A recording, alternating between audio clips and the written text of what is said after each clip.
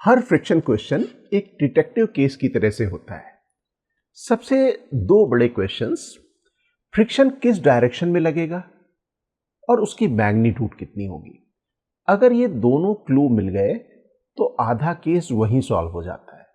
लेकिन एक hidden clue अभी बाकी है। इमेजिन सिर्फ एक सेकेंड के लिए सरफेस बिल्कुल फ्रिक्शनलेस हो जाती है और सोचिए अगर फ्रिक्शन होता ही नहीं तो ऑब्जेक्ट किस डायरेक्शन में रिलेटिव मोशन टेंडेंसी दिखाता।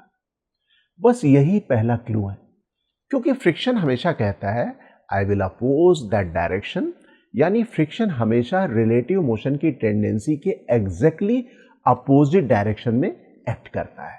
और दूसरा क्लू, फ्रिक्शन कितनी फोर्स लगाएगा। अगर बॉडी रेस्ट में है तो फ्रिक्शन सिर्फ उतनी ही फोर्स डेवलप करता है जितना इक्विलिब्रियम बनाए रखने के लिए जरूरी हो, लेकिन उसकी भी एक मैक्सिमम लिमिट होती है। इसे कहते हैं लिमिटिंग फ्रिक्शन, और लिमिटिंग फ्रिक्शन बराबर होता है μs multiplied by n। This is the mathematical equation. और जैसे ही रिक्वायर्ड फ्रिक्शन इस लिमिट को क्रॉस करता है, फ्रिक्शन कहता है I have done my best और ब्लॉक स्लाइड करना शुरू कर देता है। लेकिन अब एंट्री होती है काइनेटिक फ्रिक्शन की। काइनेटिक फ्रिक्शन गवर्न होता है, मैथमेटिकल इक्वेशन है μk मल्टीप्लाइड बाई n, और क्योंकि μk is less than μs इसलिए starting journey is difficult, continuing is easier. अगर मैं आपको एक एंगल दिखाऊं और आपसे पूछूं सरफेस कितनी ग्रिपी है, तो क्या आप उस एंगल को देख के बता सकते हैं सरफेस के बारे में? क्या ऐसा पॉसिबल है? Physics says absolutely possible.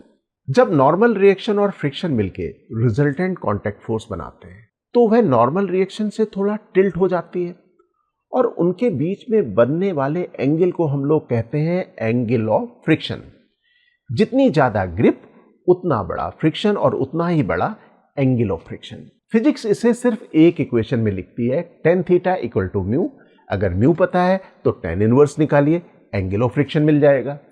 अगर एंगल ऑफ फ्रिक्शन पता हो तो उसका tan निकालिए, कोफिशिएंट ऑफ फ्रिक्शन मिल जाएगा। और अगर इसका कंप्लीट मैथमेटिकल डेरिवेशन देखना चाहते हो तो मैकेनिक्स 1 में इसका स्टेप बाय स्टेप इसका कंप्लीट डेरिवेशन दिया हुआ है। तो अब समझ में आया, डायरेक्शन, मैग्नीट्यूड और एंगल ऑफ फ्रिक्शन, ये तीनों मिलके फ्रिक्शन की पूरी कहानी बताते हैं।